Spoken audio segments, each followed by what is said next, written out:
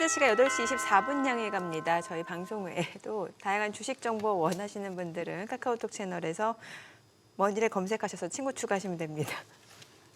왜?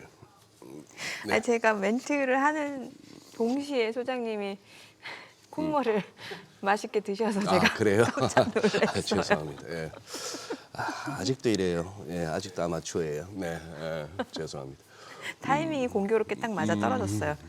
그 알파벳 네. 대규모 채권 발행 소식이 지금 뭐 블룸버그라든지 여러 가지 그 소식통을 인용해서 나오고 있는 상황인데 여기에 이제 또 100년 만기 채권 발행 계획이라고 하니까 이건 물론 달러화 채권은 아니고 이제 뭐 파운드라든지 아니면 스위스 프랑 쪽으로 그러니까 뭔가 영국의 그런 대규모 기금이라든지 아니면 보험사를 상대로 100년 만기 채권 발행한다라는 건데 네. 그만큼 AI 인프라 투자 확대하겠다. 또 그만큼 우리는 100년 뒤에도 갚을 수 있을 만큼 탄탄한 기업이다. 이런 얘기도 되고요. 예, 그러니까 뭐 구글이 100년 후에 있겠죠. 100년 후에 있을 거고 뭐 그 투자해서 이제 종이 쪼가리 받고 종이 쪼가리. 이자 받아 먹을 그쪽도 뭐 100년까지 들고 간다는 생각으로 하는 건 아닐 거고. 근데 원래 영국 보험이나 이런 연기금 쪽에서는 좀 장기 쪽을 좋아하니까. 그리고 근데 그 네. 현금들 있지 않나? 왜 남의 돈 빌려서 하려고 그러지? 그 돈이요?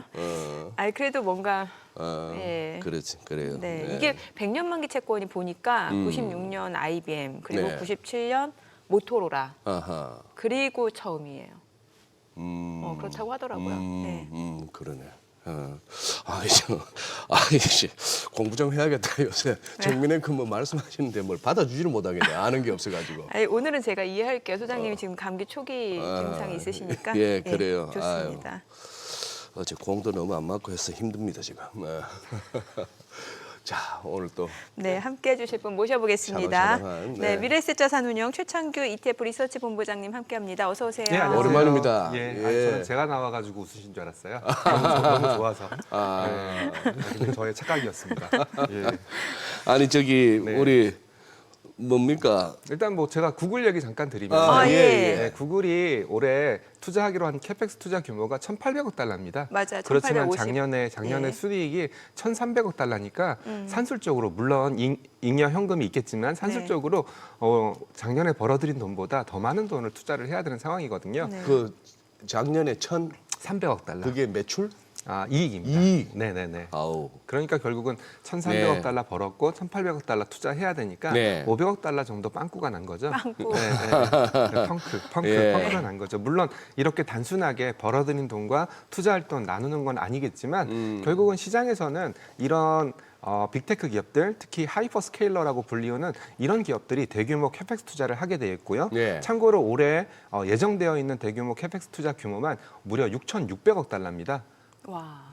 우리도 감이 안 잡히네. 예, 6,600억 달러면 얼마일까요? 아우. 한 800조. 예, 800조, 900조? 예. 예, 그냥 1,000조라고 하죠. 뭐. 예, 1,000조 원 예. 정도의 캐펙스 투자를 하게 돼 있고 그러다 보니까 자본 조달에 대한 부담감 그리고 또 이렇게 자본 조달을 했을 때 얼마만큼 수익성으로 연결될 수 있어라는 것이 끊임없이 화두로 던져지고 있습니다. 참고로 이 금액들을 자기 자본으로만 조달하기는 어렵겠죠. 방금 얘기했던 알파벳의 사례처럼 채권을 발행하는 것도 좋은 방법이 될 수 네. 있겠지만 소위 말하는 그런 쪽으로 투자하는 친구들 글로벌 사모펀드 네. 애들도 예. 굉장히 많이 그쪽에 투자를 많이 했었거든요. 예. 참고로 간단하게만 말씀드리면 네. 지금 대표적인 사모펀드들 상장되어 있는 사모펀드들이 많아요. 예를 들어 블랙스톤 같은 경우에는 데이터 센터 리츠 예. QTS를 보유하고 있어서 예. 데이터 센터 쪽으로 굉장히 빠르게 투자를 하고 있는 사모펀드고요. 예. KKR 들어보셨죠? 네. 네, KKR 같은 경우에는 인프라, 에너지 이런 쪽으로 많이 투자를 하고 있고요. 그리고 아폴로라는 친구가 있는데 이 친구는 사모 대출. 즉 우리끼리 대출하고 그걸 유동화해서 그거를 상품으로 만드는 일종의 BDC라고 불리우는데요. 비즈니스 디벨롭먼트 컴퍼니 이런 쪽으로 투자를 좀 많이 하고 있기 때문에 실제로 자본 조달하는 방법이 방금 얘기했던 것처럼 채권만 조달하는 게 아니라 사모펀드들도 거기 상당히 많이 개입되어 있다. 이렇게 분석할 수 있고요. 그렇다면 소장님 최근에 사모펀드 주가는 어떨까요? 사모펀드 조금 안 좋은 걸로 아는데. 네, 안 좋습니다. 네. 제가 왜 안 좋은지를 여러 가지 측면에서 좀 분석을 하다 보니까 아무래도 어젯밤에는 오라클이 드디어 상승을 해주면서 네네. 시장의 불안감을 일부 해소시켜주긴 했지만 예. 여태까지 대규모 캐펙스 투자한 거에 대한 수익성 날 수 있겠어? 이러다가 또 문제 생기는 거 아니야? 뭐 그런 이슈들이 계속 맞물리면서 사모펀드도 주가가 안 좋았고 저는 이런 생각도 해봐요. 제가 공매도에 대해서 확실히 알고 있는 건 아니지만 만약에 소장님께서 예. 데이터 센터들 괜찮겠어? 나는 공매도 칠 거야. 그러면 누굴 공매도 칠까요? 블랙스톤을 공매도 치면 되겠죠. 아하. 네, 아하. 블랙스톤을 공매도 아, 치면 되겠죠. 예. 아니면 에너지 인프라 이거 좀 위험해. 어찌 됐건 태양광으로 가야 될 건데 에너지 인프라가 필요 있겠어? 그러면 방금 얘기했던 뭐 KKR 상장되어 있으니까 네네. 그거를 공매도 치면 되겠죠. 예. 아마 이런 AI 산업의 그 기술 발전에 따른 대규모 캐펙스 투자 이것은 언젠가 문제가 될 거다라고 생각하는 친구들도 분명히 있을 거거든요. 네. 그런 친구들이면 이런 글로벌 사모펀드의 공매도를 치면 되겠죠. 옛날에도 그런 것들 좀 많았었거든요. 옛날에도 사모펀드들 중에서 예를 들어 중국 주식을 많이 투자했다. 네. 근데 중국 주식에 대해서 나는 부정적이야. 그러면 중국 주식을 공매도 칠 수는 없지 않습니까? 그러면 그 사모펀드를 공매도를 치면 되죠. 그런 그 역사적인 흐름들이 있었기 때문에 저는 최근에 사모펀드들의 주가 흐름 봤을 때 분명히 AI 산업, 특히 뭐 AI 소프트웨어, 데이터 센터 이런 쪽 너무 과도한 것 같아라고 생각하는 친구들도 꽤 있는 것 같습니다. 안 그래도 최 본부장님 잘 나오셨어요. 제가 일일이 다는 못 보지만 최근에 어떤 영상에서 최 본부장 출연하셔가지고 썸네일만 봐서는 네. 다소 미국장에 대해서는 좀 경계감을 표출하시는 것 같았고 네, 맞습니다. 결국은 우리 한국장에 대해서는 또 나쁘지 않게 보시는 것 같았는데 네. 그걸 이제 오늘 이 시간을 통해서 한번 듣고 싶고 네. 그 전에 한번 정리 한번 해볼게요. 네. 자, 구글이 알파벳이 그래요. 회사채를 발행해요. 네. 뭐 만기가 100년이든 뭐 몇십 년이든 간에. 네. 자, 그걸 갖다가 그러면 투자하는 사람들 입장에서는 네. 미국 국채보다는 그래도 높은 이자를 받겠죠? 그렇겠죠. 그죠? 네. 미국 국채보다는 이자를 높게 받고 아까 말씀하신 블랙스톤 같은 사모펀드들은 고객들로부터 우리 저런 데다 투자할게요 해서 돈을 받아서 네. 그걸로 이제 살 거 아닙니까? 그렇죠. 그 사이 약간 남겨 먹을 거고. 네, 스프레드 남겨 먹겠죠. 남겨 먹겠고. 네, 네. 그러면 좋아. 미국 국채보다는 조금 더 뭐 나은 이자를 갖다 수익률을 제공해야 돈이 몰릴 거고. 네. 또 그 대규모 자금 뭐 연기금이나 이런 데서 보험사 같은 데는 뭔가 돈을 담아둘 만한 데가 다 주식하고 뭐 언제 뭐 있지도 않는 코인 갖고 공매도 칠지도 모르는 저 비트코인을 담아둘 수도 없는 거고. 그렇죠. 그리고 또 그게 최근에는 왜 가상화폐인지 이번에 그 용어 자체의 정의가 확연하게 드러났고 비썸 사태에서 네네. 이것들이 뭐 있지도 않는 걸로 막 주고 사고 그런 게 드러났잖아요. 네, 저한테도 좀 줬으면 좋았을 텐데. 자, 그렇게 되면은 좋아요. 네. 됐는데 아까 사모펀드가 저렇게 했다는 얘기는 그 말씀은 아까 또 임선우 캐스터가 CNBC 기사도 소개했습니다. 한 3조 달러 위태위태하다 사모펀드 쪽. 네. 조금 더 그러면 지금 사모펀드 쪽에 그러면 그 약간 경고음이 조금 구체적으로 한번 설명해 줘 보세요. 일단은 사모펀드들의 수익 구조를 본다면 네. 크게 보면은 각 단계, 그 인프라 단계에서 AI 인프라 단계에서 투자를 합니다. 크게 보면은 각 단계별로 투자를 합니다. 네. AI 인프라. 네. 크게 보면은 연산이면 칩을 생각하시면 되고요. 엔비디아나 AMD 같은 그런 회사들한테 투자를 하게 돼 있고요. 그렇다면은 가장 그 근본적인 질문은 뭐냐면 결국은 빅테크가 엔비디아 칩을 못 구하면 투자를 할 수가 없다. 2단계에서 가장 많이 투자하는 회사가 블랙스톤.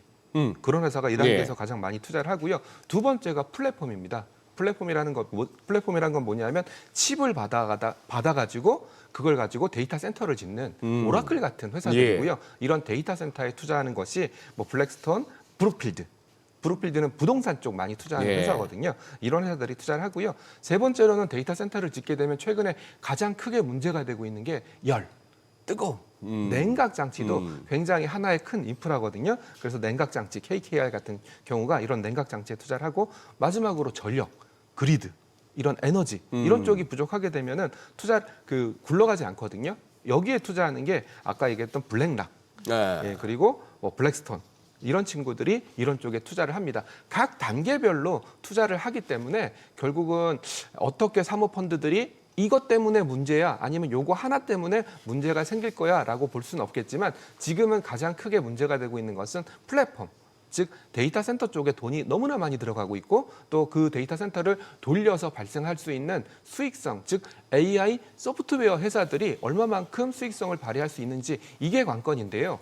실제로 최근에 미국 시장이 안 좋았던 이유 중에 하나가 뭐냐면 오픈 AI 때문이었습니다. 예, 예. 오픈 AI가 아시겠지만 작년도 그렇고 굉장히 지분 투자라든지 투자를 많이 받았지 않습니까? 많이 받았죠. 그리고 마이크로소프트의 노출도도 많은데다가 최근에 또 아마존도 노출도가 굉장히 높거든요. 근데 생각보다 오픈 AI의 챗 GPT라든지 이런 거에 사용자 증가 속도 이런 것들이 굉장히 가파르게 늘어나지 않았었어요. 그러면서 시장에서는 거봐 오픈 AI도 언젠가 문제가 생길 수 있어라고 의구심을 가지면서 방금 얘기했던 사모펀드들 주가들도 안 좋았었는데 다행히 어제 새벽에 오픈 AI CEO가 나와서 우리 괜찮아, 우리 많이 늘고 있고 또 클로드의 코워크 같은 서비스를 오픈 AI도 만들었거든요. 이거 굉장히 빠르게 늘고 있어라고 하면서 시장의 불안감을 어느 정도 해소시켜줬기 때문에 오라클 주가도 최근에 어제 많이 올랐죠. 그러니 클로드 코워크하고 네. 비슷한 걸 우리도 만들었어. 결국 계속해서 엔트로픽이나 뭐 오픈 AI나 앞으로도 계속 경쟁이 나갈 수밖에 없다는 얘기 아니에요. 지금 상황에서는 솔직히 누가 승자가 될지 모르겠어요. 아마 정민 앵커님은 아실 것 같은데요. 누가 승자가 될까요? 누가 승자가 될지 모르겠지만 지금 상황에서는 투자를 안 해서 경쟁력을 갖추지 못한다면 뭐 메모리 기업이겠죠. 영원한 2위가 아니겠죠. 낙오자가 될 수밖에 없는 그런 구도다 보니까 시장에서는 정말 냉정하게 바라보고 있는 거예요. 그래서 결국에 걔네들이 싸울수록 메모리 수요가 폭발적으로 증가할 수밖에 없고. 그렇죠. 그래서 우리 기업들이 좋다 좀 이 네. 얘기를 하고 싶은 네, 길게 좀 거죠. 얘기를 드렸는데 결론적으로 이렇게 싸움이 늘어나고 데이터 센터 관련된 투자를 늘어날수록 거기에 납품하는 회사들, 즉 밸류체인의 하단에 있는 하드웨어 회사들은 좋을 수밖에 없다. 그렇지만 미국에서도 제가 방금 말씀드린 논쟁이 뜨거워요. AI 기술이 발달하면 거대 소프트웨어 회사들이 버틸 수 있을까? 이 부분에 대해서는 젠슨 황께서는 버틸 수 있다, 괜찮다. 거대 소프트웨어 기업들은 아직까지 경쟁력을 갖추고 있다라고 생각하는 쪽도 있고 또 AI 산업의 빠른 발전 속도를 보는 입장에서는 아니야, AI의 발전이 언젠가는 이런 거대 소프트웨어 기업들을 잡아먹을 거야.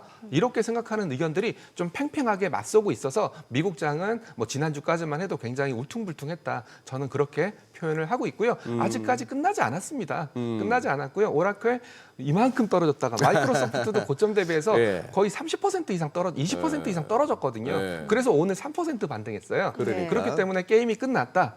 AI의 발전이 소프트웨어 기업들의 경쟁력, 해자를 무너뜨릴 수 있다라고 생각하는 쪽도 굉장히 많고 저도 약간 후자 쪽에 좀 무게를 두고 있는 입장이다 보니까 미국 시장에 대해서 그렇게 긍정적으로 볼 수만은 없지 않을까라는 생각을 시장에 좀 전달을 드리고 있습니다.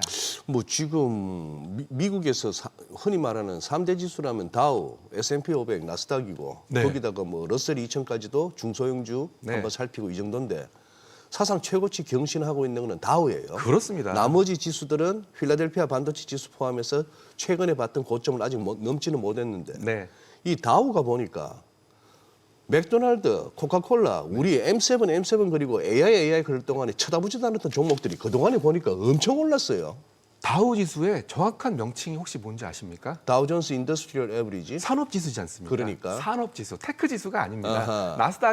나스닥은 어찌 됐건 금융 업종이 빠져 있기 때문에 예. 나스닥은 테크 비중이 굉장히 높은 지수고요. 예. S&P 500도 시가총액 방식으로 500개 기업을 담지만 빅테크 기업들이 많이 들어갈 수밖에 없죠. 그렇죠. 그렇지만 다우 지수는 산업 지수, 산업 평균 지수입니다. 그렇기 때문에 다양한 산업들이 아우러져 들어갔고 네. 가격 가중 방식, 즉 주가를 가중해서 계산하는 방식이다 보니까 네. S&P 500이나 나스닥 100보다 성격이 굉장히 많이 다릅니다. 제가 네. 강조드리는 건 뭐냐면 우리가 쳐다보지 않았던 산업들도 지금 굉장히 많이 올랐다. 네. 그래서 미국도 어찌 본다면 색깔이 좀 변하고 있는 거 아닌가. 참고로 어젯밤에는 오라클이 반등하면서 다른 나머지 필수 소비재라든지 이민 소비재 주가들이 좀 떨어지긴 했지만 미국도 색깔이 좀 많이 달라지고 있다. 그리고 또 혹시 소장님 그 색깔이 달라지고 있는 배경 중에 하나가 예. 비만 치료제 때문인 거 혹시 아시나요? 그래요? 예. 요즘에 힘센 헐스랑 한참 여러 가지 이슈들이 많잖아요. 그렇죠. 예. 비만 치료제가 예. 각광을 받으면서 사람들이 더 이상 과자를 안 먹습니다. 어? 과자를 안 먹고 당이 들어간 음식들을 많이 안 먹는다라는 반비만적인 그러니까 결국은 그 얼마 전에 월마트는 시총 1조 달러 넘어섰는데 그렇죠, 그렇죠. 그러면 그거는 이제 뭔가 디저트류가 아니라 다른 쪽 그렇죠. 매출이 늘어났다는 네, 거고. 다른 쪽 매출이 늘어난 거고요. 그러면 맥도날드나 코카콜라 펩시콜라. 펩시콜라가 뭐 치토스라든지 과자류들 많이 갖고 있거든요. 예. 예, 브랜드를. 그래서 예. 오히려 건강한 사람들일수록 펩시콜라를 멀리해야 된다. 뭐 그런 움직임들이 나타날 정도로 미국도 패러다임이 굉장히 빠르게 바뀌고 있습니다. 그리고 왜 실컷 먹고 비만약 먹으면 되지. 비만약 안 먹고 비만약을 먹게 되면은요. 비만약을 안 먹기 위해서 아니요, 비만약을 먹게 되면은요. 네. 소장님 안 맞아 보셨나요? 소장님은 예. 그 필요는 없으신가요? 예, 필요 없으신가요? 네. 그런 걸 먹게 되면 음식물을 굉장히 꺼려합니다. 그게 네, 음식을 꺼려하게 비만약을 되고 복용하면 네, 식욕이 떨어지고 전반적으로 사람들이 약간 좀 다운되다 보니까 뭐 과자 바사삭 소리에도 아유 듣기 싫어 그래요? 이런 움직임들이 나타나고 있어서 인생의 큰 낙이 사라지네. 그렇죠. 그렇지만 건강해지면 오래 살 수 있으니까 오래 살 수 있으니까 그래서 투자를 더 열심히 하는 것 같습니다. 그래요. 네. 먹는 낙을 줄이고 네. 투자를 해서 수익의 낙을 그리고 즐기는 거예요. 어차피 이제 이런 비만 치료제라든지 아니면 뭐 치매 치료제라든지 표적 항암제라든지 이런 게 나타나게 된다면 결국은 사람들은 오래 살 수밖에 없다. 그래서 사람들이 오래 살면서 좀 건강한 음식 아니면 좀 뭐 다양한 헬시한 음식들 이런 쪽으로 소비가 늘어나고 있다라는 것이 최근에 비만 치료제 효과 뭐 이런 식의 신조어가 만들어지고 있습니다.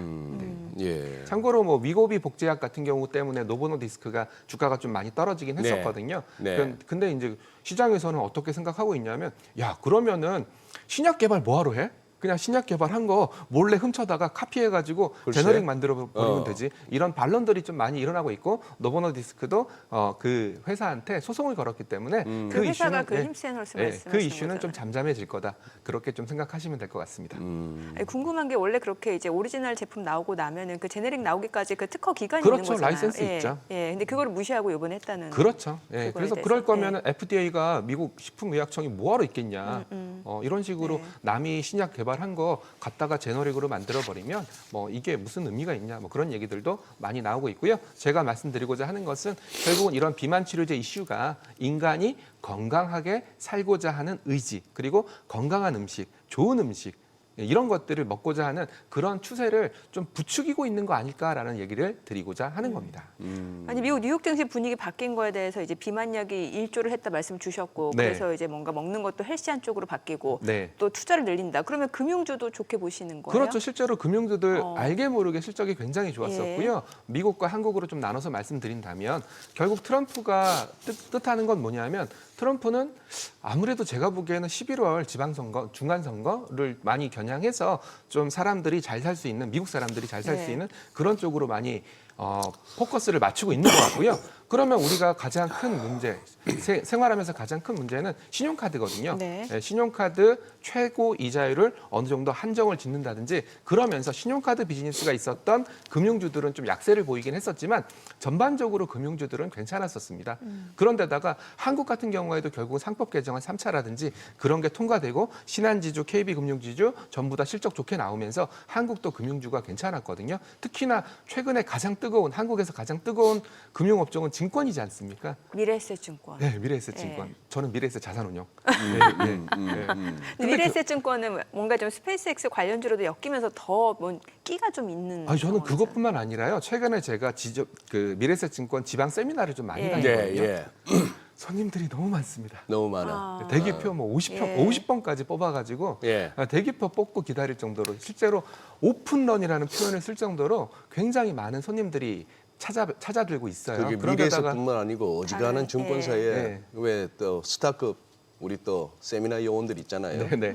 그런데다가 결국은 우리가 한국 거래소에서 추구하는 게 네. 거래 시간 연장이지 않습니까? 거래 시간 연장이라든지 그리고 좀 있으면 개별 종목 레버리지 ETF도 아마 상장할 것 같거든요. 네. 그렇다면 거래 대금이 어마무시하게 많아지겠죠. 그렇죠. 전반적으로 거래 볼륨이 늘어나고 있기 때문에 네. 그래서 증권주들은 괜찮다. 이 얘기를 뭐 미국이나 중국으로 돌려도 거의 비슷합니다. 중국 네. 같은 경우에도 비슷합니다. 중국에도 리테일 고객들, 중국 증시도 좋거든요. 네, 중국 증시도 좋고 일본 증시도 좋기 때문에 전 세계적으로 증시가 화랑이기 때문에 거래 대금, 거래 볼륨 늘어나고 있고요. 그리고 증권사라든지 아니면 IB라든지 이런 쪽 주가들도 양호한 모습을 보여주고 있습니다.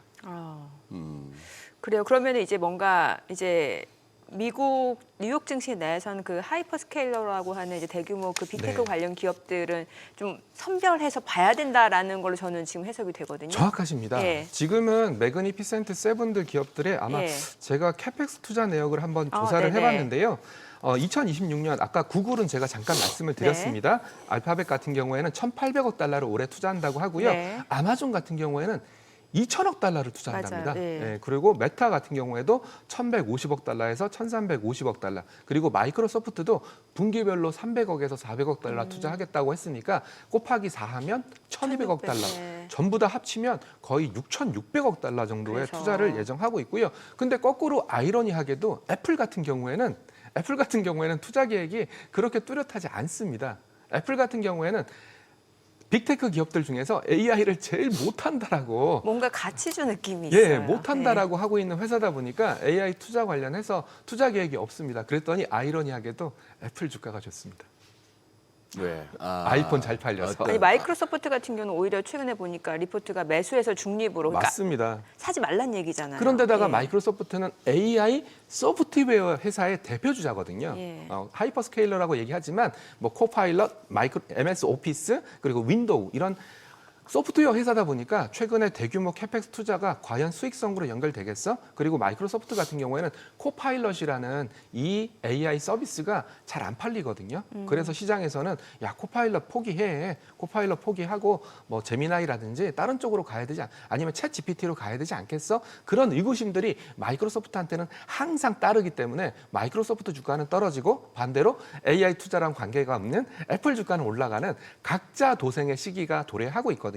이런 것들을 종합해 보고 그리고 아까 얘기했던 비만 치료제라든지 필수 소비재라든지 금융주들 이런 것들을 갖다 붙여버리면 아 미국장은 작년이나 재작년처럼 매그니피센트 세븐이 닥치고 공격 고 이런 시장은 아니겠구나라는 생각이 자꾸 드는 게 사실입니다. 그래요. 미국은 비만 치료제, 필수 소비재, 금융제 요 정도 압축을 해보고 실제로 아마 예. 이 방송을 보시는 시청자분들 중에서 ETF를 투자하시는 분들이라면 슈드, SCHD, 슈드 ETF를 네네. 아마 기억하실 텐데요.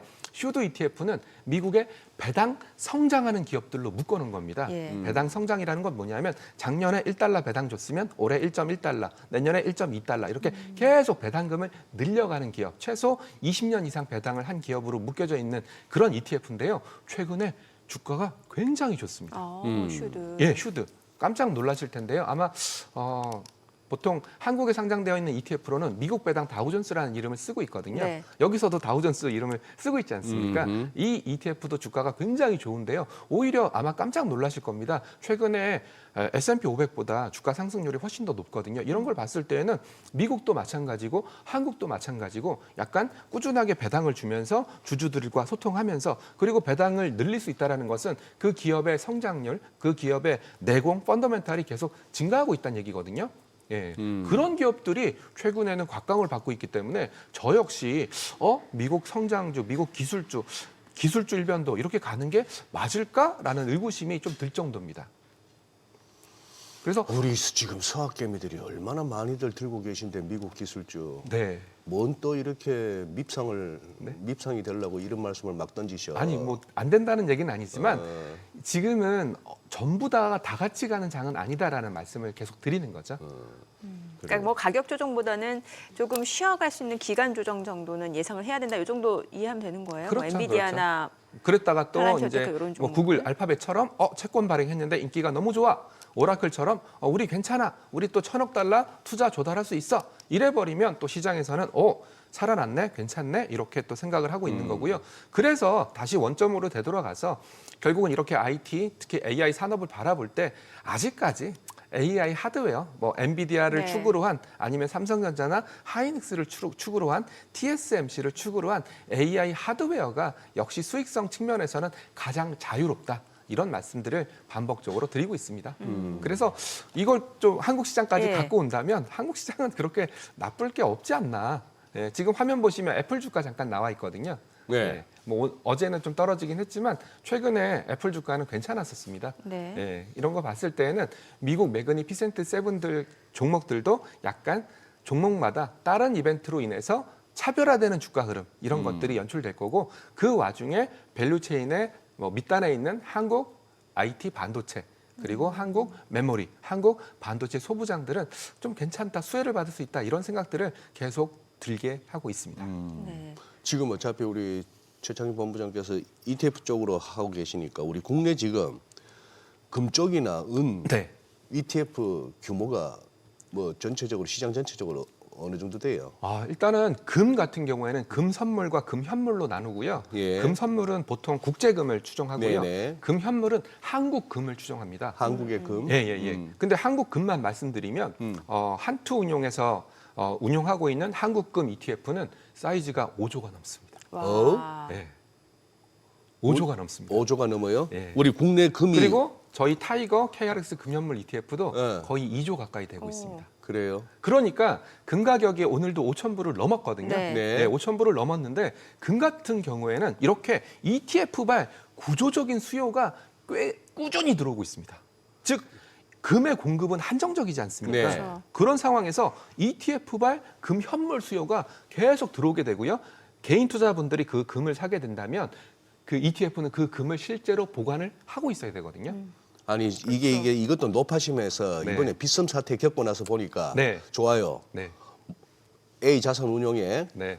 금 현물 ETF에 고객 돈 5조가 몰렸어요. 네. 그러면은 그 5조치만큼의 금 현물을 실제로 사죠. 네, 삽니다. 사서 어디다 보관해요? 예탁원에 보관합니다. 예탁원에. 네. 그렇기 때문에 5조치 금 있는 거 확실하죠? 네, 확실합니다. 비트코인하고 다르죠? 아유, 전혀 다릅니다. 그러면 해볼 만하다. 네, 그래서 우스갯소리로 저희들끼리 하는 얘기인데 여의도에 예탁원 건물이 있지 않습니까? 분명히 예탁원 건물 지하에 예. 금 창고가 있을 거다. 예. 그래서 여의도역에서 땅굴을 파가지고 예. 예탁원 건물 지하까지 한번 가보자. 그 다이아드 몇 편인가 그거 보면은 그 있어요. 뉴욕 맞아요. 연준 지하 창고에 한번 들어가. 네. 그런 영화 그래서 이제 있죠. 사람들이 금 현물을 선호하는 이유가 여러 그거 가지. 혹시 저 옛날에 그 중국의 골드킹 사건처럼 네. 껍데기 도금은 금으로 두껍게 했는데 안에 보니까 뭐 구리 니켈 합금이더라 이런 건 아니죠. 진짜 아닙니다. 진짜 금 맞죠? 예, KRX 금현물이라고 불리우는 이유는 KRX 한국거래소가 그 금에 대한 금현물 트레이딩에 대한 개런티를 하기 때문에 KRX 금현물 ETF라고 부르는 건데 제가 드리고자 하는 말씀은 뭐냐면 결국 금이라는 재화, 은이라는 재화는 공급이 무한정 공급될 수 있는 게 아니거든요. 네. 예, 그런 상황에서 이런 ETF발 현물 매수 수급이 계속 발생하고 있고요. 이거는 비단 한국만 그런 게 아닙니다. 글로벌 금 ETF도 이런 투자적인 수요가 굉장히 꾸준하게 들어오고 있거든요.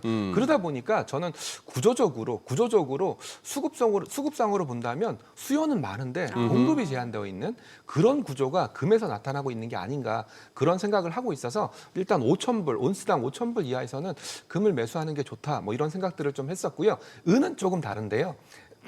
은은 현물 ETF가 이제 한국에는 없습니다. 네. 한국에는 은 현물 ETF가 없는 이유는 은은 금보다 가격이 쌌기 때문에 보관 비용이 너무 많이 들어갑니다. 즉 사이즈가 너무나 크기 때문에 네. 마치 은을 보관하려면 뭐 비유가 안 되겠지만 최소한 이 건물만한 보관 장소가 필요하거든요. 네, 그렇기 때문에 은은 아직까지 현물 ETF가 없고 은 선물로만 거래를 하고 있는데 최근에 변동성이 워낙 크다 맞아요. 보니까 예. 은 선물 ETF에 개인 투자들이 굉장히 많이 사고 있습니다. 지금도 사고 있다고. 네, 지금도 사고 있습니다. 그런데다가 이번 급락에 별로 네. 데미지는 안 입었고요. 이번 급락을 오히려 매수 찬스로 봤다. 사용하는 투자자들이 많은 것 같고요. 실제로 트로이 온스당 125불까지 갔다가 70불 밑까지 떨어졌었거든요. 그랬더니 오히려 매수세가 더 강해지는 와. 그런 아이러니한 현상들이 나타나고 있고요. 그리고 마지막으로 구리. 네. 최근에 AI 산업이 굉장히 발달하고 있는데 가장 큰 병목이 어디서 나타나냐? 첫 번째는 데이터, 그리고 스토리지, 그리고 전력. 예. 그러면 전력에 들어가는 가장 그 전선. 높은 산업 그 광물은 구리지 않습니까? 네. 그래서 최근에 구리 실물 ETF도 굉장히 많이 인기를 얻고 있습니다. 그래서 원전 쪽 우라늄도 그렇죠. 그런 부분이 있는 예, 거죠. 우라늄 같은 경우에는 아직까지 한국에는 우라늄이 없고 예. 저기 캐나다에 있는 우라늄 광산 업체 그런 정도만 있기 때문에 서학개미 투자자들 동향을 살펴본다면 그런 쪽으로 매매를 상당히 많이 하시고요. 은 같은 경우에는 티커가 SLV 실버거든요. 네. 그래서 실버 ETF도 아마 제가 주간 단위로 체크했을 때 서학개미들이 가장 많이 샀던 맞아요. ETF 상위에 꼽혔던 것 같아요. 그때 막 그 레버리지 청산 나왔을 때 뚝 맞아요, 떨어졌을 맞아요. 때 네. 그 이후로 다시 딱 올라가더라고요. 네, 굉장히 예. 많이 사더라고요. 그래서 이런 걸 봤을 때는 저는 글쎄요, 금 같은 경우에는 뭐 구조적으로 매수 수요가 너무나 강하기 때문에 그렇게 크게 조정이 나타나진 않을 것 같다라는 생각을 어렴풋이 좀 하고 있습니다. 네. 자, 지금 시각 8시 53분 지나갑니다. 오늘 양시장 호가 상황 좀 체크해 보겠습니다. 먼저 코스피 예상 치글 지수부터 확인해 볼게요. 오늘 코스피는 0.7% 상승 예상되고요. 5,336. 코스닥은 보합권 예상됩니다. 1,128이고요. 시가총액 상위 종목 예상가 보겠습니다. 오늘 삼성전자 지금 호가에서는 보합권 예상되고 있고 SK하이닉스 89만 4천 원으로 집계가 되네요. 오늘은 현대차가 3.9% 상승 예상됩니다. 지금 호가는 49만 8천 원. 삼성전자 우선주 11만 7천 원이고 LG 에너지솔루션 호가는 39만 6천 원. 삼성 바이오로직스 지금 보합권 출발 예상되고 있고요. SK스퀘어가 2% 상승 예상됩니다. 한화 에어로스페이스도 예상 체결가는 122만 원, 그리고 2% 상승 예상되죠. 두산 에너빌리티 어제 많이 올랐었는데 오늘은 지금 호가에서는 소폭 내림세가 예상되고요. 기아는 보합 예상되고 있습니다. 코스닥 시가총액 상위 종목 예상가도 보겠습니다. 오늘 에코프로가 0.8% 상승 예상되고요. 지금 호가는 16만 600원, 알테오제는 0.6% 하락 예상되고요. 에코프로비엠 호가는 20만 7천 원, 레인보로보틱스 예상 체결가 70만 5천 원이고요. 2% 강세가 예상되죠. 삼천당제약 예상 체결가 52만 4천 원, ABL바이오가 1% 하락 예상됩니다. 지금 호가는 18만 7천 원, 코오롱 티슈진 예상 체결가 9만 9,300원이고 리노공업 지금 호가는 97,800원으로 1% 하락 예상됩니다. HLB 보합 예상되고요. 리가캠바이오 지금 예상 체결가 177,400원으로 집계가 됩니다. 이제 개장까지 한 5분가량 남았습니다. 오늘은 보니까 뭐 피지컬 AI, 그러니까 현대차라든지 방산주 쪽, 또 호가 분위기, 또 금융주 앞서 저희 좀 짚어봤는데 금융주도 분위기가 좋습니다. 지금. 예. 예, 요새 금융주는 뭐 미국도 맞아요. 좋고, 예, 네. 우리도 좋고, 예. 아닌 게 아니라 저 뭐야, 우리 최 본부장도 그 미래에셋 자산운용에 지금 근무 중이시지만, 들리는 얘기가 미래에셋뿐만 아니고 요새 아주 증권가가 이런 화랑이 없었더만. 그렇죠. 예, 예. 실은 뭐 제가 뭐 반성적으로 좀 말씀을 드리면 반성. 네. 저도 처음 보는 현상들이 너무나 많습니다. 한 3가지 정도 꼽을 수가 있는데요. 예. 첫 번째는 코스닥 150에 이렇게 돈이 많이 들어오는 거 처음 봤습니다. 코스닥 150에. 네, 실제로 지난 1월 한 달간 코스닥 150 ETF, 코스닥 150 레버리지 이거 합쳐서 거의 5조 이상 들어왔습니다.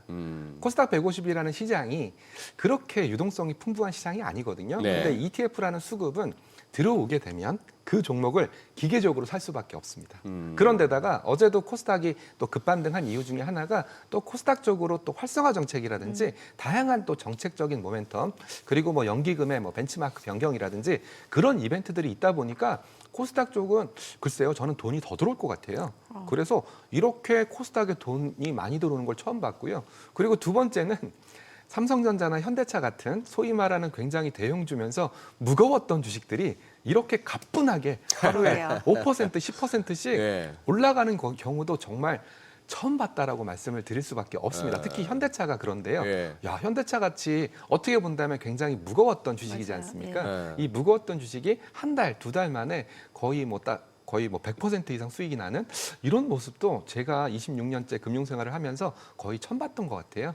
그런데다가 우리가 앞서서 AI 산업에 대해서도 굉장히 길게 얘기를 했지 않습니까? 네. 이렇게 길게 얘기하는 이유는 뻔해요.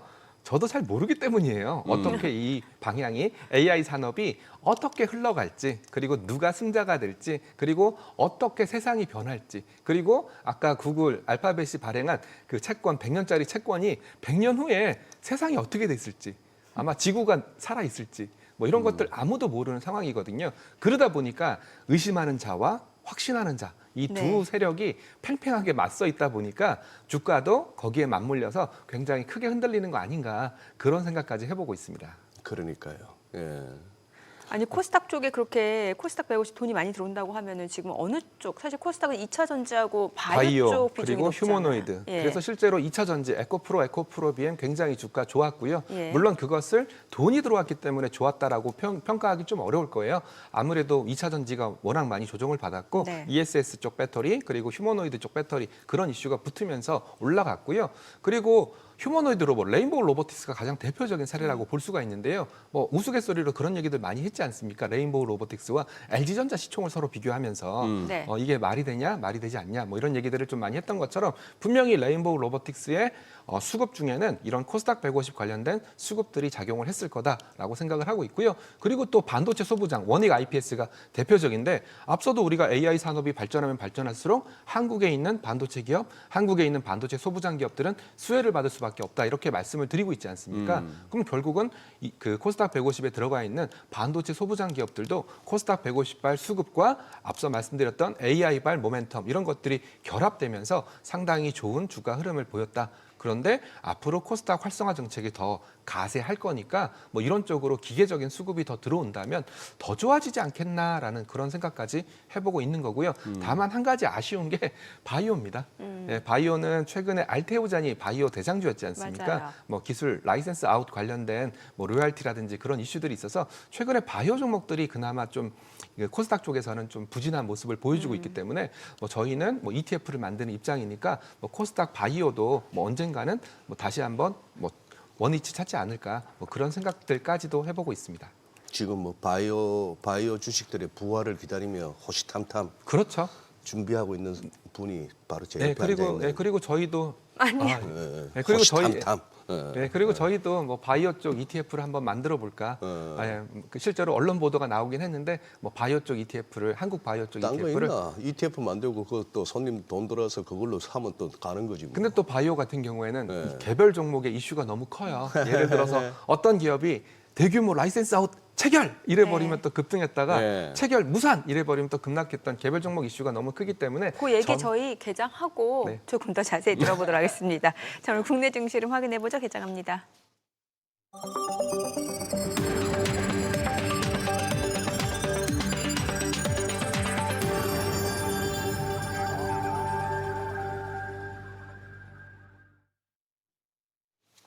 네, 2월 10일 화요일 국내 증시 개장했습니다. 이제 S&P 500도 7,000선에 바짝 다가선 상황이고 주요 기술주들 사실 지난주만 하더라도 이제 사스라고에서 소프트웨어 관련 종목들 주가가 좀 조정을 받은 이후에 좀 금요일장 반등을 나타냈고 오늘도 물론 구글의 대규모 채권 발행 소식이 있었습니다만 여전히 AI 인프라 투자와 관련해서는 또 양쪽에 팽팽한 시각들이 있는 상황에서 주요 기술주들이 반등을 나타내는 모습이었고 어제 코스피 코스닥 양시장 흐름 굉장히 좋았습니다. 자, 오늘장에서도 좀 기대가 높아지는 시장인데 먼저 출발 지수 보겠습니다. 코스피가 5,350으로 0.98% 올라갑니다. 5,346, 코스닥도 0.4% 상승합니다. 1,132고요. 시가총액 상위 종목 시초가 보겠습니다. 삼성전자는 지금 16만 7,200원, 그리고 SK하이닉스가 89만 원, 현대차가 오늘 4% 올라갑니다. 49만 원, 50만 원까지 회복이 됩니다. 삼성전자 우선주 0.6% 상승하네요. 11만 5,900원. LG에너지솔루션도 상승합니다. 39만 7천 원. 그리고 삼성바이오로직스가 170만 9천 원으로 0.8% 상승 중이고요. SK스퀘어가 56만 6천 원. 한화 에어로스페이스가 오늘 3.6% 상승합니다. 123만 7천 원이고요. 기아도 2.9% 올라갑니다. 15만 7,900원. 두산 에너빌리티는 1.2% 떨어집니다. 9만 4,200원에 거래되고 있습니다. 코스닥 시가총액 상위 종목 시초가입니다. 오늘 에코프로가 1.2% 상승하면서 16만 1,300원이고요. 알테오젠도 38만 9천 원. 에코프로비엠도 올라갑니다. 20만 8,500원이고 레인보우 로보틱스가 71만 4천 원으로 4% 상승합니다. 삼천당제약은 2% 떨어지네요. 52만 9천 원. ABL바이오가 강보학권이죠. 지금 18만 9,100원. 그리고 코오롱티슈즈는 1.4% 상승합니다. 9만 9,300원이고 리노공업이 떨어지고요. HLB는 5만 2,800원으로 보합권. 그리고 미가캠바이오가 17만 9,100원으로 0.5% 올라갑니다. 오늘 시장에서 특징을 보여주고 있는 종목들 섹터 좀 보도록 하겠습니다. 오늘은 뭐니 해도 지금 이제 피지컬 AI, 휴머노이드 로봇 쪽인데 지금 나인테크가 13% 급등하는 모습이고요. SOS랩도 지금 8% 강세입니다. 그리고 현대 오토에버가 8% 올라갑니다. 45만 1,500원. 로보티즈 5% 올라갑니다. 29만 4천 원. T로보틱스도 5% 상승 중이고요. 나우로보틱스도 5% 상승합니다. 두산 로보틱스도 108,300원으로 4% 상승 중이고 뉴로메카 2.9% 올라가고요. 유진 로봇도 16% 급등합니다. 43,900원 선 움직임 이어지고 있고요. KNR 시스템, 오린 PTS 다 올라갑니다. 오늘 로봇 관련주들 좋습니다. 자, 그리고 2차 전지도 오늘 흐름이 괜찮네요. 앞서 보셨다시피 에코프로, BM뿐만 아니라 삼성 SDI도 지금 39만 1,000원으로 2.7% 오름세고요. 외가터치, 애경케미칼 좀 소폭입니다만 상승세 이어지고 있는 모습이고요. 오늘 로봇주도 흐름 굉장히 좋아요. 자, 그리고 건설 쪽도 움직임이 좋습니다. 오늘 대우건설이 15% 급등 중이고요. GS건설도 1.7% 상승. 다만 이제 건설주 내에서는 지금 워낙 대우건설이 좀 상승을 하다 보니까 건설주 전반적으로 섹터가 상승하는 것으로 좀 착시 현상이 좀 있는 것으로 보여지고요. 자, 그리고 오늘 적층 세라믹 컨덴서 MLCC 쪽도 움직임이 괜찮습니다. 대주전자재료가 7% 상승 중이고 사무 컨덴서 그리고 코칩, 삼성전기, GIS 다 올라갑니다. 오늘 수급 상황 좀 체크를 해보도록 하겠습니다. 오늘 유가증권 시장에서는 외국인과 기관이 순매수 보여줍니다. 각각 1,519억 원, 315억 원 매수 우위고요. 개인은 1,771억 원 순매도입니다. 코스닥에서는 개인과 외국인 동반 매도 우위를 나타냅니다. 각각 148억 원, 41억 원 순매도고요. 기관은 190억 원 매수 우위를 보여주고 있습니다. 환율 체크하겠습니다. 달러 환율입니다. 오늘 1원 30전 하락하면서 1,459원에 개장이 됐습니다. 오늘 시장이 지금 1% 안팎으로 올라갑니다. 예. 네, 그렇죠. 이제 우리가 요즘 이제 K자형 네. 그런 얘기 많이 하는데 네. 잘 되는 데는 아주 잘 되고 안 되는 그렇죠. 데는 안 되고 식당도 보면 그래요. 상권도 그렇고 이쪽 상권은 살아 있구나 싶은 데는 사람들이 식당이든 뭐든 매장마다 꽉꽉 차 있고 썰렁하다 싶은 데는 보면 참 안 됐는데 아까 코스닥 150에 이렇게까지 돈 몰려오는 거 우리 최 본부장도 이 바닥에서 잔뼈가 굵었는데 처음 본다 할 네. 정도면은 그 생각은 드네요. 저는 주식 잘 가면 다 좋은 건데 굳이 이제 거기다가 쓸데없는 소리 하나 하면은 그거예요. 앞으로 임대차 붙어 있는 공실 1, 2층 할 것 없이 많이 볼 것 같다. 그리고 그 임대 플래카드가 오래 붙어 있을 것 같다 싶은 생각이 드네요. 누가 여기서 인테리어 한다고 몇 억 들이고 사람 인건비 줘가면서 뭘 하겠다고 장사가 됐건 식당이 됐건 내라도 전부 ETF 돈 집어넣고 그냥 가만히 있겠다. 네. 그게 이제 실물 경제와 이제 메인 스트리트와 미국 치면 메인 스트리트와 월 스트리트의 괴리인데 네. 우리도 좀 심해지겠네요 이제. 실제로 케빈 씨가 그렇게 했었지 않습니까? 예. 네, 그러면서 결국 돈을 풀었더니 예. 이게 실물 경제로 들어가지 않고 글쎄. 월스트리트로만 들어가서 양극화가 심각해졌다 이런 예. 얘기를 했었기 때문에 시장에서는 충격을 받았던 거고요. 실제로 지금 제가 ETF 업계에 있으면서 누누이 말씀드린 이유가 뭐냐면 일단은 ETF에 돈이 들어오면 기계적으로 살 수밖에 없으니까 이 기계적이라는 말의 의미를 좀 잘 생각을 하셔야 됩니다.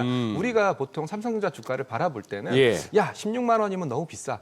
10만 원 이상이면 너무 비싸. 이럴 때는 공격적으로 사기보다는 약간 보수적으로 매수 호가에다가 호가를 댄다든지 예. 아니면 좀 밑에다 호가를 댄다든지 이렇게 사게 되는 성향을 보일 수밖에 없지만 ETF는 그게 아닙니다. ETF는 LP라는 시스템이 있기 때문에 LP 입장에서는 개인 고객이 이 ETF를 사주게 되면 LP가 호가를 대놓은 상태에서 팔리는 거거든요. 그럼 LP는 ETF 숏 포지션이기 때문에 이 ETF를 구성하고 있는 종목을 기계적으로 바로 즉시 사야 됩니다. 거의 시장가에 살 수밖에 없겠죠. 그렇기 때문에 이성적으로 사는 게 아니라 기계적으로 사기 때문에 가격 불문.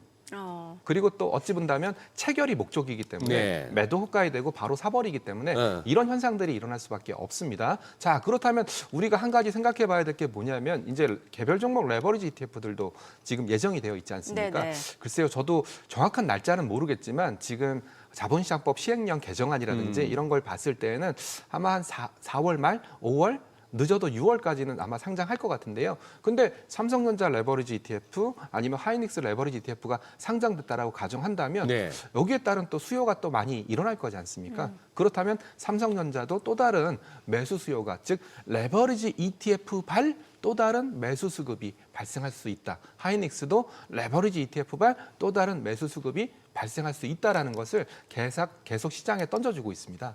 그런데다가 이제 이 2배짜리 레버리지 ETF는 개별 주식 100% 네. 그리고 개별 주식 선물 100%로 구성되어 있거든요. 그래야 2배 수익률을 낼 수가 있으니까 그러면 이 선물 쪽에도 매수세가 들어오게 되고요. 선물 쪽에 매수가 들어오게 되면 소위 말하는 컨텐거 현상이 일어나기 때문에 또 프로그램 매수가 또 들어올 수밖에 없습니다. 삼성전자 선물을 매도하고 주식을 사는 또 그런 류의 또 프로그램 매수, 차익 매수라고 불리우는데요. 차익 매수가 들어올 수밖에 없어서 이런 부분들도 실제로 제가 아까 설명은 안 드렸지만 코스닥 150도 똑같이 일어났습니다. 코스닥 150 레버리지 ETF에 돈이 들어오니까 코스닥 150 선물이 고평가가 되고 고평가된 코스닥 150 선물을 팔고 저평가된 코스닥 150 주식을 사는 매수 차익 거래가 또 꽤 많이 들어왔거든요. 그래서 아마 언론에서 뭐 기관 투자자가 코스닥 150을 샀다라고 얘기하는 것은 요 프로그램 매매 관련해서 얘기를 하는 거거든요. 근데 삼성전자 레버리지 ETF, 하이닉스 레버리지 ETF도 똑같은 차익 매수가 발생할 수 있기 때문에 저는 또 ETF발 또 새로운 수급이 시가총액 상위 종목들 특히 뭐 삼전이나 하이닉스 쪽으로도 들어올 수 있다는 것을 계속적으로 강조를 드리고 있습니다. 그러면은 예를 들어서 100억짜리 뭐 계산하기 편하게 네. 100억짜리 삼성전자 2배짜리 네. ETF를 출시했다고 했을 때 네. 고객 돈이 100억 들어왔어요. 네. 그러면 미래에셋 자산운용에서는 그 ETF를 출시했으면 네. 200억어치 삽니까? 삼성전자를? 주식을 100억 원어치 사고요. 주식을 100억 원. 물론 뭐 환매가 있을 수 있으니까 100억 원어치 사지는 않을 거예요. 한 99억 뭐 이 정도 사고요. 그리고 선물을 삽니다. 선물을 99억 원어치. 참고로 선물은 증거금이라는 제도를 쓰고 있기 때문에 선물을 100억 원어치 살 때 100억 원이 필요하지 않습니다. 그래요? 그리고 주식을 담보 잡아서 선물을 살 수 있기 때문에 실제로는 돈이 안 들어가도 선물을 포지션을 구축을 할 수가 있거든요. 그래서 뜯어보면은 삼성전자 100억, 삼성전자 선물 100억 그렇게 해서 200억 정도의 포지션이 잡혀 있는 겁니다. 그래서 삼성전자 주가가 1% 올라가게 되면 이거는 주식에서 1%, 선물에서 1%니까 2%의 수익률을 맞춰줄 수가 있는 거죠. 그러면 결국은 이 선물을 사게 되면 삼성전자 선물이 고평가가 나타나거든요. 네. 그러면 고평가된 삼성전자 선물을 때리고 삼성전자 주식을 사버리면 요 차이만큼을 또 무위험하게 차익으로 수취할 수가 있거든요. 그렇기 때문에 이런 부분들도 삼성전자의 새로운 수급으로 작용할 가능성이 높다라고 분석을 하고 있는 겁니다. 지금도 인버스나 곱버스 쪽에도 이렇게 돈이 들어옵니까? 돈이 들어오긴 하는데요. 네. 인버스나 곱버스 같은 경우에는 주가가 많이 빠졌습니다. 네, 원래 10,000원 정도에 상장을 하거든요. 네. 지금 곱버스, 그러니까 마이너스 2배짜리 혹시 주가 얼마일 것 같으세요? 코스피 200? 10,000원짜리가 네, 얼마 됐을 지금 것 같으세요? 곱버스가 네. 언제 그거 한 뭐 거야? 예전에 상장했으니까요. 지금 300원 정도 합니다. 300원. 네, 300원 지금은 뭐 300원 간당간당 하겠네요. 그러니까 10,000원짜리가? 네, 그러니까 어찌 됐건 금액으로 사시는 분들도 있겠지만 또 수량으로 사시는 분들도 꽤 많거든요. 네. 또 그런 분들이 또 지수가 또 가파르게 빠르게 상승했으니까 네. 조정받으면 지난주 보여줬지 않습니까? 조정받을 때 시원하게 조정받으니까 돈이 들어오고 있긴 하지만 사이즈 자체가 너무나 많이 작아졌기 때문에 시장의 임팩트는 오히려 거의 없고요. 오히려 레버리지가 사이즈가 커졌기 때문에 레버리지에 돈이 들어오게 되면 또 관련해서 또 주식을 산다든지 선물을 산다든지 이런 시스템이 발동을 하거든요. 오히려 지금 시장에서는 인버스 쪽 효과보다는 레버리지 쪽 효과가 훨씬 더 크다라고 볼 수 있습니다. 그래서 지금 제가 반복적으로 말씀드리는 것은 뭐냐면 ETF 시장이 너무나 커지다 보니까 ETF발 수급 변화, ETF발 개별 종목 수급 변화 이런 것들도 좀 꼼꼼하게 보실 필요가 있고요. 대표적인 게 코스닥 150 그리고 뭐 코리아 휴머노이드 산업 이런 것들이 ETF발 수급이 시장의 종목에 영향을 미쳤던 대표적인 사례라고 볼 수가 있는 거죠. 아니 오늘 보니까 이제 그럼 국내 증시는 이제 좀 좋게 보시는 거고 이제 그럼 네. 반도체는 좀 담아둬야 되는 거고. 네, 그렇습니다. 그 외에는 이제 미국 같은 경우는 이제 분위기가 좀 바뀌어 있다는 말씀 주셨잖아요. 네, 그럼 우리 그렇습니다. 쪽도 지금 이거 해당이 되는 거예요? 어떻게 우리 봐요? 쪽도 일단은 어느 정도 해당이 어느 됩니다. 정도는, 제가 예. 이제 지점 세미나 나가서 저도 한국 주식이 좋고 지수가 네. 좋은 건 알지만 어찌 됐건 시장이라는 것은 민 리버전 너무 한쪽으로 치우치거나 그렇지 않고 네. 평균을 회귀할 거다라는 생각을 하고 있어서 오히려 지금 상황에서는 약간 내수주라든지 네. 뭐 아니면 중국인 관광객이 들어왔을 때 네. 뭐 수혜를 받을 수 있는 화장품이라든지 아니면 미용기기라든지 네. 이런 쪽도 한번 쳐다봐야 되지 않겠나 뭐 그런 생각도 좀 자꾸 말씀을 드리고 있습니다. 네. 왜 그러냐면 지난주가 굉장히 힘들었거든요. 맞아요. 저도 힘들었고 시장의 참여자들도 많이 힘들었습니다. 워낙 장 오를 때는 너무나 좋았지만 떨어질 때는 너무나 가파르게 떨어지기 때문이거든요. 그래서 이런 장들은 5,000포인트 이상에서 나타날 수 있는 자연스러운 현상이고 좀 피곤하다면 많이 수익이 난 성장주, 반도체 이런 쪽을 좀 팔아서 조금이라도 팔아서 약간 덜 오른 쪽으로 좀 모아가는 뭐 이런 전략도 좀 말씀을 좀 드리고 있습니다. 유통주라고 해서 그런지 모르겠습니다만 오늘 또 유통주 보니까 뭐 최근에 사실 이제 이마트 같은 경우 이제 자산 가치가 부각된 측면도 있고 오늘 보면 롯데쇼핑, 뭐 신세계, 현대백화점, 호텔신라 다 올라가요. 그렇죠. 예. 그러니까 그게 아마 시장의 색깔을 말해주고 있는 것 같아요. 그리고 또 이 바닥에서는 저처럼 ETF만 있는 게 아니거든요. 예. 소위 말하는 펀드들도 있는데 펀드들 같은 경우에는 아마 삼전 하이닉스 비중이 좀 낮았다면 시장 수익률을 못 쫓아갔을 거거든요. 네네. 그러니까 소위 말하는 가치주의 시대가 한번 사이클적으로 나타나지 않을까 그런 생각들도 해보고 있습니다. 그러면 조선, 방산, 네. 원전 이쪽은 어떻게 보세요? 왜냐하면 최근에 보면 사실 이제 어쨌건 뭐 AI 그 하이퍼스케일러에 대해서는 대규모 투자, 자본 대출이 그렇죠. 수익으로 이어질 수 있는지에 대한 의구심은 있어도 네. 뭐 AI 병목 현상하면은 이제 전력 쪽 얘기하면은 이제 네. 뭐 원전 네. 얘기 많이 나오고 최근에 보니까 또 우리나라에서는 하나솔루션 같은 경우가 그렇죠. 엄청 태양광. 급등을 하더라고요. 네. 예. 일단은 방산부터 먼저 말씀을 드릴게요. 저도 어저께 다카이치 총리가 되고 예. 나서 다카이치 총리가 되면은 과연 적극적인 재정 정책을 쓰겠다. 뭐 그리고 뭐 소비세 면제하겠다 이런 것도 있었지만 네. 방위, 방위 방위 맞아. 얘기도 있었거든요. 예, 예. 그렇다면 어찌 본다면 자위대가 해외로 파병될 수 있는 그런 상황들도 연출되지 않을까라는 생각을 살짝 해봤거든요. 네. 그렇다면 이런 또 국방, 자주 국방의 시대에서 이런 일본의 보수 정당이 집권을 했다라는 것을 되짚어 본다면 일본도 국방을 굉장히 강조할 가능성이 높고 일본이 국방을 강조하게 되면 주변국이라고 할 수 있는 뭐 한국이나 중국이나 여러 나라들은 동남아에 있는 여러 나라들은 또 국방을 강화할 수밖에 없거든요. 그래서 오히려 한국에 있는 방산주 입장에서는 수혜가 아닐까라는 생각을 좀 해봤고요. 실제로 LIG 넥스원이라든지 이런 회사들의 주가가 굉장히 좋았었습니다. 그래서 뭐 다카이치 때문에라고 표현하긴 좀 그렇겠지만 네. 방산 같은 경우에는 어찌 본다면 뭐 장기적인 모멘텀이 살아있다 그렇게 좀 판단을 하고 있고요. 그리고 에너지가 가장 큰 문제긴 한데 지금 미국에서는 전력이 모자라요. 데이터 네. 센터 지어봤자 전력이 공급되지 않는다면 그 데이터 센터를 돌릴 수가 없는 그렇죠. 그런 상황인데 가장 빠르게 지을 수 있는 데이터원, 전력원이 뭔지 아세요 혹시? 소형 모듈 원전, 태양광. 태양광. 네, 태양광이 가격이 많이 떨어졌거든요. 예. 그래서 하나솔루션 주가가 올라갔고 최근에 보면 엄청 네, 급등하더라고요. 그런데다가 또 일론 머스크가 데이터 센터를 우주에 쏴가지고 뭘로 네. 발전하겠다? 태양광으로 발전하겠다. 그런 모멘텀. 그리고 순서적으로 봤을 때에도 태양광이 가장 빠르고 태양광, 가스발전소, 그리고 신재생 에너지, SMR, 원자력 이 순서대로 가는 거거든요. 그래서 약간 일단 태양광이 먼저 움직이고 네. 그다음에 가스발전소 그리고 가스터빈을 만드는 뭐 두산나노빌리티라든지 그런 쪽에 수혜가 먼저 일어나고 난 다음에 SMR이나 원자력으로 가지 않을까 저는 그렇게 좀 그림을 좀 그려보고 있습니다. 그래서 지금 가장 에너지원으로 빠른 것은 뭐니 해도 태양광이다. 태양광. 네, 그렇게 생각을 하고 있고요. 하나솔루션 같은 경우에는 뭐 어찌됐건 뭐 미국에 있는 공장이 증설이 완비가 되고 또 이제 양산을 하기 시작한다면 뭐 그런 모멘텀들을 시장에서 주가로 반영하고 있는 게 아닐까 그렇게 정리를 하고 있습니다.